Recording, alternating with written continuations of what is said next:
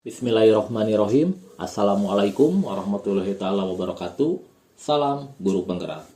Perkenalkan, saya Andriana Yusuf, calon guru penggerak angkatan 11 dari SDN 23 Lega, Kecamatan Mumbulang, Kabupaten Garut, Jawa Barat. Dalam kegiatan CGP ini, yang membersamai saya ada fasilitator Bapak Tata Koswara dan pengajar praktik Ibu Airisma Ilmiati. Di video ini saya akan memaparkan koneksi antar materi Modul 2.2 Pembelajaran Sosial Emosional. Ada dua pertanyaan pemantik berhubungan dengan modul ini. Yang pertama adalah, apa kesimpulan tentang perubahan pengetahuan, keterampilan, sikap sebagai pemimpin pembelajaran setelah mempelajari pembelajaran sosial dan emosional? Dan yang kedua, apa kaitan pembelajaran sosial dan emosional yang Anda telah pelajari dengan modul-modul sebelumnya?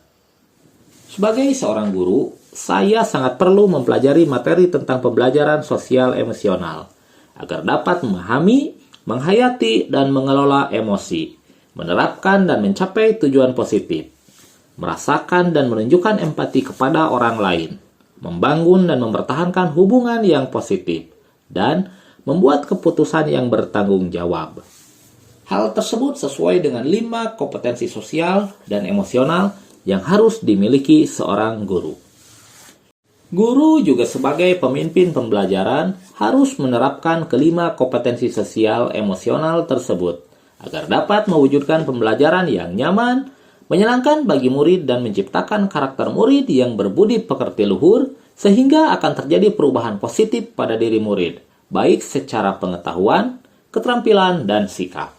Lalu apa kaitan pembelajaran sosial emosional dengan modul-modul sebelumnya?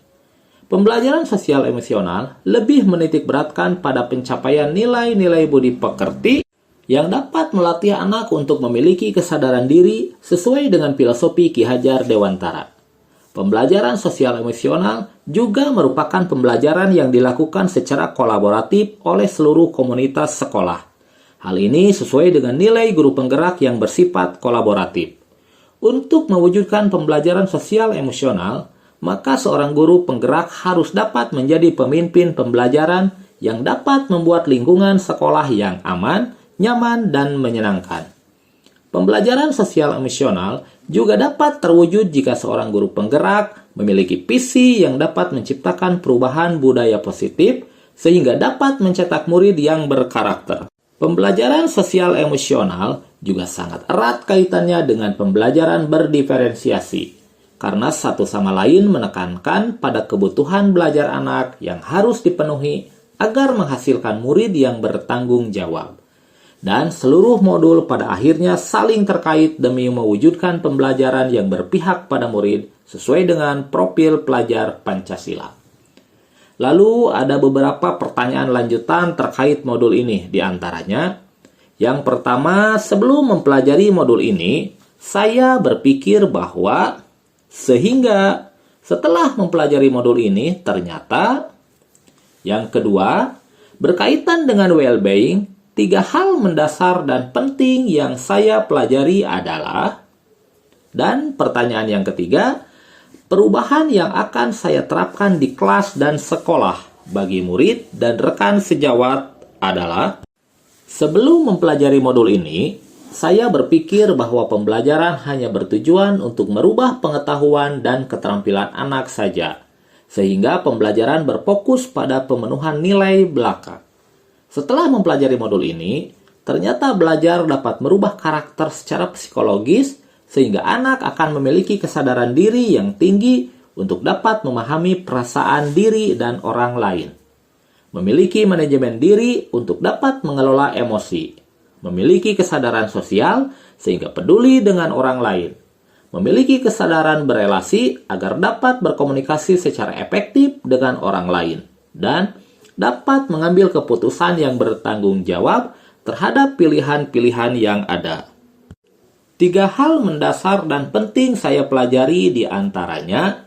Yang pertama, menerapkan 5 kompetensi sosial dan emosional, yaitu kesadaran diri, manajemen diri, kesadaran sosial, keterampilan berelasi, dan pengambilan keputusan yang bertanggung jawab.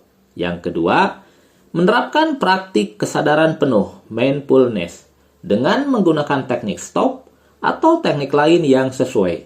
Dan yang ketiga, menerapkan 4 indikator PSE yang berkaitan dengan kelas dan sekolah.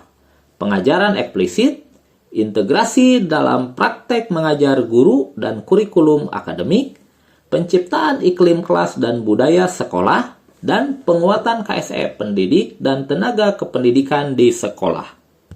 Lalu perubahan apa saja yang akan saya terapkan di kelas bagi murid? Di antaranya, memberikan pengajaran eksplisit dalam kegiatan ko-kurikuler dan ekstrakurikuler, melakukan integrasi dalam praktek mengajar guru dalam kurikulum akademik seperti melakukan kegiatan pembukaan yang hangat, kegiatan inti yang melibatkan murid aktif, dan penutupan optimistik. Dan menciptakan iklim kelas dan budaya sekolah melalui praktek guru dan gaya interaksi dengan murid dan mengubah peraturan dan harapan sekolah. Selanjutnya, perubahan bagi rekan sejawat melalui penguatan KSE, pendidik dan tenaga kependidikan diharapkan dapat menjadi teladan bagi guru atau tenaga kependidikan lain di sekolah. Belajar dengan berbagi praktik baik dan berkolaborasi dengan cara membuat komunitas belajar di sekolah dan mengintegrasikan KSE dalam pelaksanaan pembelajaran. Demikian yang dapat saya sampaikan. Akhir kata, jadilah guru penggerak yang selalu tergerak, bergerak, dan menggerakkan. Salam dan bahagia. Terima kasih sudah menyaksikan video ini. Salam guru penggerak. Wassalamualaikum warahmatullahi wabarakatuh.